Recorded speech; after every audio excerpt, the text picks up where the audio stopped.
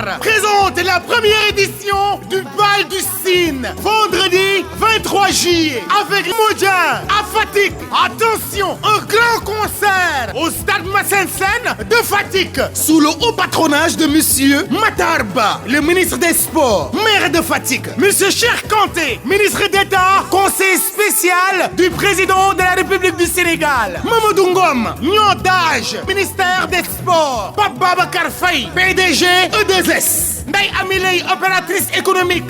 Biram Touré, maire de Diakhao. Aïssatou Sapa Faye. Monsieur Cheikh Souleymane Cissé, Divo. Monsieur Bassirou Ngom, DG SNR. Biram Barou, administrateur du Monument de la Renaissance africaine. Madame Gaken Nying, administratrice, place de la Souvenir africaine. Monsieur Babou Diouf, responsable politique à Diaoulé, coordinateur du mouvement communal Diaoulé Debout. Ah, Tcholi Yopnak, Fatick le, ak Momoja, au stade de Massène Sène, pour Fatick, entrée 2000, VIP loge 5000. Sort officiel, héritage culture, Narnian Family Business, hôtel et résidence du Sine, Safrou SA, Prince A, Ta Queen Beauté, Mounas Touré, xale yi def make-up bu baax.